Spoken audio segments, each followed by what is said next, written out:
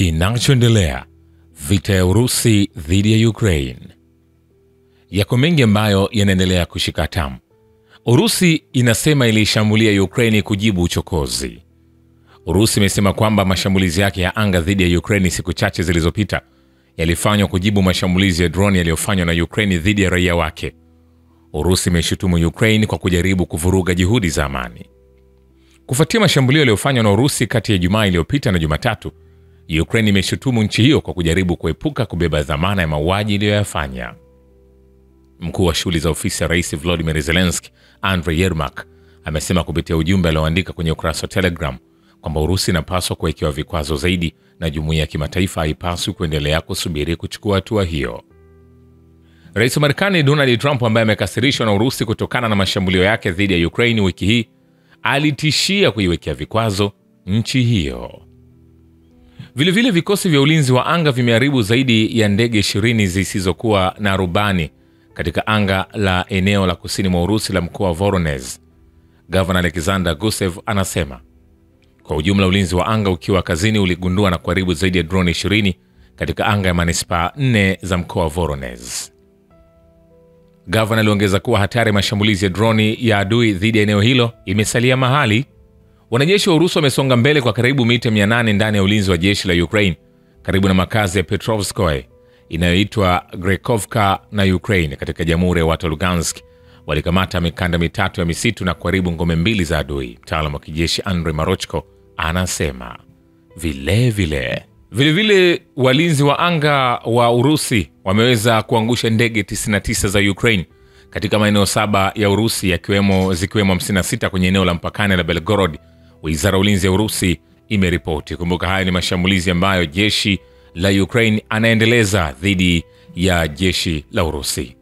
Zaidi ya uhalifu 550 unaotekelezwa na wanajeshi wa Ukraine umerekodiwa kwenye mpaka wa Urusi mkoa wa Kursk tangu kuanza kwa operesheni maalum ya kijeshi ya Moscow. Mwendesha mashtaka wa eneo hilo Alexei Sukhanov anasema. Sukhanov aliongeza kuwa idara kuu ya uchunguzi wa kijeshi ya kamati ya uchunguzi ya Urusi inachunguza kesi za mauaji na ubakaji pamoja na uhalifu mwingine uliofanywa na wanachama wa huduma ya Ukraine. Nikwambia hivi, hatujamaliza. Vilevile zaidi ya wakazi 300 wa wilaya za mpaka za mkoa wa Kursk waliuawa baada ya jeshi la Ukraine kuvamia eneo hilo. Mwendesha mashtaka wa mkoa huo Alexei Sukhanov anasema kwenye majadiliano ya meza ya pande zote, mkoa wa Kursk nje ya Urusi uhifadhi wa kumbukumbu ya kihistoria na ukweli. Tukisalia hapo hapo kwenye uwanja wa kivita, ni kwamba vikosi vya Urusi vimekomboa makazi ya Staraya Nikolayeva katika Jamhuri ya watu Donetsk. Wizara ya Ulinzi ya Urusi imesema kwenye taarifa yao ya kila siku ya operesheni hiyo maalum ya kijeshi. Hayo yakiendelea, wanajeshi wa Urusi inaelezwa kwamba lazima waanzishe eneo salama sio tu kwenye mpaka wa mkoa wa Kursk, lakini pia hadi Jamhuri ya watu Lugansk na Donetsk pamoja na mikoa ya Kherson na Zaporizhzhia. Hatua hii ya kimkakati inalenga kupunguza mara kwa mara na ukali wa mashambulizi ya kijeshi ya Ukraine kwenye makazi ya mpaka ndani ya maeneo haya. Kulingana na mchambuzi wa kijeshi Andriy Marochko, anasema tunafanya kazi kuunda eneo salama zaidi la mkoa wa Sumi. Ni muhimu kuanzisha maeneo kama haya karibu na Jamhuri ya watu Donetsk na Lugansk pamoja na mikoa ya Zaporizhzhia na Kherson, kwa sababu wanamgambo wa Ukraine mara kwa mara hushambulia jumuiya za mpakani. Anga juu ya mstari wa mbele wa LPR limejaa drone. Idadi yao ni ya kushangaza. Kwa waendeshaji wa drone za Ukraine, hakuna tofauti kati ya mtu yeyote anayelenga raia wa kawaida au mashambulizi ya Moscow. Mashambulizi ya kimsingi kwa askari wa Moscow, maslahi yanaangaliwa, alisema wakati wa mahojiano na radio ya Komsomolskaya Pravda. Marochko pia alisema kwamba vikosi vya Urusi vikaribuni vimesonga mbele hadi kwenye makutano ya mikoa ya Dnipropetrovsk na Donetsk kama sehemu ya juhudi zao zinazoendelea kukomboa eneo la DPR.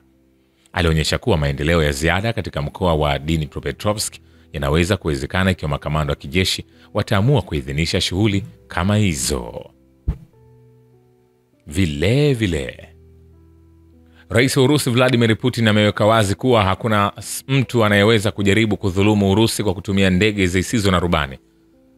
Msemaji wa Rais Dmitry Peskov anasema, Rais wetu ameweka wazi kuwa hakuna mtu anayeweza kudhulumu Urusi kwa kutumia ndege zisizo na rubani bila kuadhibiwa. Ukijaribu utapata kisasi. Msemaji huyo alisema. Peskov alibainisha kuwa Urusi itaendelea kuhakikisha usalama wake bila kujali kama mazungumzo ya amani kuhusu Ukraine yanaendelea na matamshi gani rais wa Marekani Donald Trump anatoa. Vile waziri wa mambo ya nje wa Uturuki Hakan Fidan amethibitisha kwenye mazungumzo mjini Moscow kwamba jamhuri yake iko tayari kuandaa duru mpya mazungumzo ya amani kuhusu Ukraine na kutoa msaada wowote katika kutatua mzozo huo. Hurriyet inaripoti. Fidan kwa sasa yupo kwenye ziara siku 2 mjini Moscow kwa mwaliko wa mwenzake wa Urusi Sergei Lavrov. Siku ya Jumatatu, mwanadiplomasia mkuu wa Uturuki alikutana na msaidizi wa rais wa Urusi Volodymyr Medinsky ambaye aliongoza ujumbe wa Urusi katika mazungumzo ya moja kwa moja na Ukraine huko Istanbul mnamo Mei 16. Rais wa Urusi Vladimir Putin pia alimpokea Fidan. Nikwambie hivi, hatujamaliza. Kansela wa Ujerumani Friedrich Merz amesisitiza kuwa uamuzi wa kuondoa vikwazo vya masafa ya silaha zinazotolewa kwa utawala wa Kiev ulifanywa miezi kadhaa iliyopita. Anasema, ninachojua na kama nilivyosema, nchi zilizoweka vikwazo vya aina mbalimbali ziliziondoa muda mrefu uliopita. Hivyo mjini Berlin nilieleza tu kile ambacho kimekuwa kikiendelea kwa miezi kadhaa, yaani kwamba Ukraine ina haki ya kutumia silaha inazopokea zaidi ya eneo lake dhidi ya malengo ya kijeshi katika ardhi ya Urusi, kansela huyo alisema. Wakati huo huo, kansela huyo ambaye alitangaza kwamba Berlin na washirika wake wameondoa vizuizi vya aina mbalimbali za silaha zinazotolewa kwa Ukraine, analenga kumvutia rais wa Marekani Donald Trump kuendelea kuunga mkono utawala wa Kiev kwa silaha. Rodin Miroshnik, balozi mkuu wa wizara ya mambo ya nje ya Urusi anayesimamia uhalifu wa serikali ya Kiev, anasema kilichofanywa na Merz hakikufanyika bila ushiriki wa washirika wa Ulaya.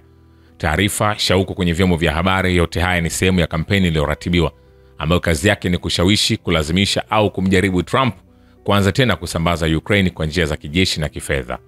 Mwanadiplomasia huyo alisema hatua zao, huko Merz akitoa matamshi na makamu wake wa kansela kukanusha mara moja, ni wazi kuwa ni sehemu ya mchezo fulani wa kisiasa ambapo vita hivi vya habari vinaendelea. Vitendo kama hivyo vinanuiwa kuirejesha Marekani na kupeleka mchakato huo katika ngazi mpya ya itikadi kali.